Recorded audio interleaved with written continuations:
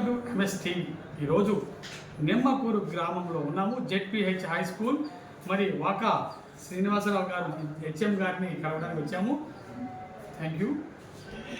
చెప్పండి సార్, మీ స్కూల్ గురించి రెండు విషయాలు. మరి పిల్లలు, స్టాఫ్, విద్యార్థులు ఎంతమంది ఉన్నారు, ఏ విధంగా మీరు టీచింగ్ ఇస్తున్నారు, ఏ విధంగా పిల్లల భవిష్యత్తుని తీర్చిదిద్దుతున్నారు, రెండు విషయం చెప్పగలుగుతారా? Welcome to MS TV. నేను జెడ్పీ హై స్కూల్ నిమ్మకూరు పాఠశాల ప్రధానోపాధ్యాయుని మాట్లాడుతున్నాను. మీరు మా పాఠశాలకు ఇచ్చేసినందుకు ధన్యవాదాలు.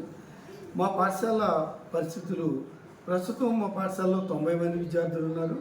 రాబోయే కాలంలో కూడా మరింత విద్యార్థుల స్ట్రెంత్ పెంచి మా పాఠశాలని ఇంకా అభివృద్ధి పదంలో తీసుకెళ్ళడానికి మా వంతు కృషి చేస్తున్నాం.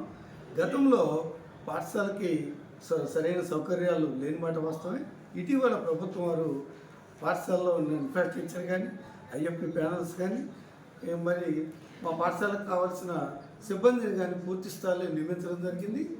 గత 4 నెలల క్రితమే ప్రధానోపాధ్యాయురాలు రిటైర్ అవడం వల్ల ప్రస్తుతం నేను ఎఫ్ఎస్సిగా వ్యవహరిస్తున్నాను.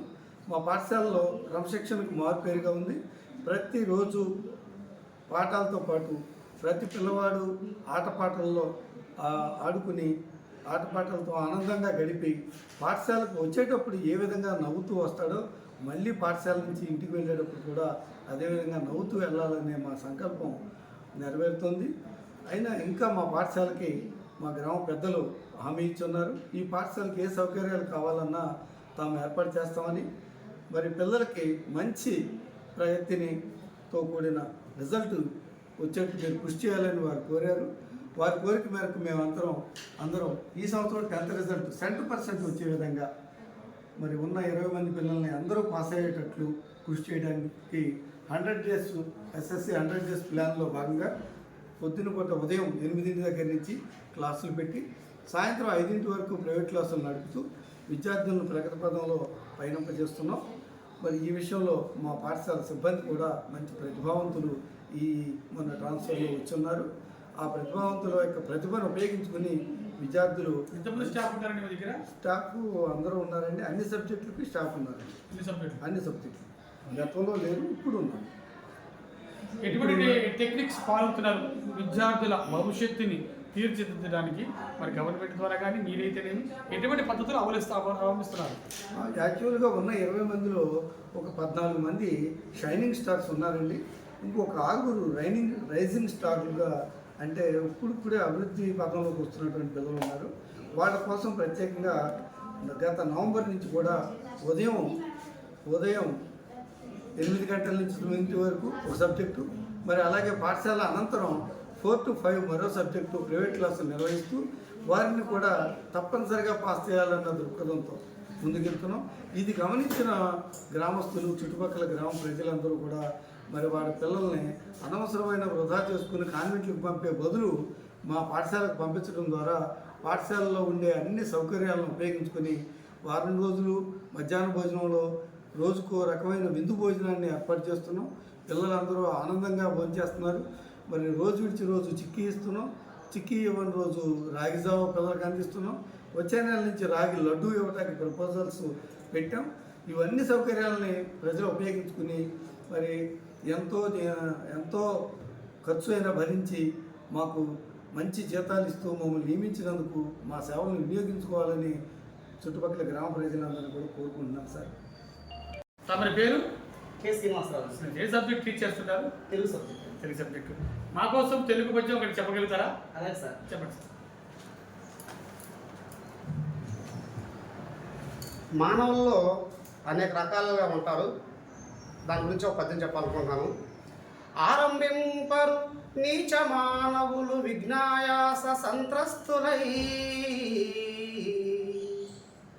ఆరంభించి పరిత్వదింతురు విజ్ఞాయత్తులై మధ్యముల్, ధీరుల్ విఘ్న నిహన్యమానులగుచున్ నృత్యున్నతోత్సాహులై, ప్రారబ్ధార్థములు జగింపరు సుమి ప్రజ్ఞానిధుల్ గావునన్. దీని భావం ఏంటంటే, నీచ మానవులు అంటే బద్ధకస్తులు ఏం చేస్తారంటే పనిని రేపు ఆరంభిద్దాం, తర్వాత ఆరంభిద్దాం అని చెప్పి అలా డిలే చేసుకుంటూ ముందుకు వెళ్ళిపోతారు. మధ్యములు అంటే పనిని ప్రారంభిస్తారు. కానీ వాళ్ళు మధ్యలో వచ్చే శ్రమ వల్ల ఆ శ్రమని తట్టుకోలేక దాన్ని వదిలేస్తారన్నమాట. ధీరులు ఉత్తములు ఎలా ఉంటారంటే వాళ్ళ ప్రారంభించిన పనిని ఎన్ని కష్టాలు వచ్చినా, నష్టాలు వచ్చినా, శ్రమలు వచ్చినా సరే వాళ్ళు పూర్తి చేసి విజయ శిఖరాలకు చేరుకుంటారు. అదేవిధంగా అందరూ కూడా విద్యార్థులైనా ఎవరైనా సరే ఎన్ని కష్టాలు వచ్చినా సరే అనుకున్న లక్ష్యాలు చేరడానికి ఈ విధంగా ప్రయత్నం చేయాలని చెప్పి నేను మనస్ఫూర్తిగా కోరుకుంటున్నాను. Thank you very much. తాత్పర్యం కూడా చెప్పారు, చాలా సంతోషకర విషయం అండి. Thank you. చెప్పారా? చివరిగా మీ గ్రామ ప్రజలకు మీరు ఇచ్చే సందేశం ఏమిటి మీ స్కూల్ గురించి? ఈ పాఠశాల పరిసర గ్రామ ప్రజలందరికీ నేను కోరేది ఒకటే, మరి ప్రతి కాన్వెంట్లో చేర్పించినప్పుడు మీ పిల్లలకి లక్షల్లో ఖర్చు పెట్టాలి.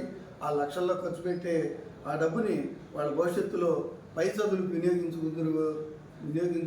కానీ ప్రస్తుతం సెకండరీ లెవెల్లో అంటే 6 నుంచి 10వ తరగతి వరకు నిమ్మకూరులో ఉన్న హై స్కూల్లో మంచి విద్యాబుద్ధులు నేర్పించడానికి ఉత్తమమైన ఉపాధ్యాయులు ఉన్నారు. ఈ సదవకాశాన్ని వినియోగించుకుని ఈ పాఠశాలలో చేర్పించి మీ పిల్లల మంచి భవిష్యత్తుకి పునాది వేయవలసిందిగా మిమ్మల్ని కోరుకుంటున్నాం. అందుకోసం మీరు ఈ పాఠశాల జరిగే ప్రగతిని నిరంతరం రావచ్చు. మా పాఠశాలలో జరిగే తీర్థనుల్ని పరిశీలించి మీ పిల్లల్ని ఎంతవరకు చేర్చవచ్చు అనేది మీరే నిర్ణయించుకోండి. పై బడాయిలు లేవు, మాకు ఉన్నదంతా పిల్లల భవిష్యత్తు కోసం కృషి చేయడమే. ఉదయం 8 గంటల నుంచి సాయంత్రం 5 వరకు మీ పిల్లల కోసమే కృషి చేయడానికి మేము సిద్ధంగా ఉన్నాం. ఈ ప్రభుత్వం నిర్దేశించిన విషయాలన్నింటినీ పిల్లలకు అందించడానికి మేము సిద్ధంగా ఉన్నాం. మరి ఈ సౌకర్యాలు వినియోగించుకోవడానికి మీరు సిద్ధంగా ఉన్నారా? ఆలోచించండి.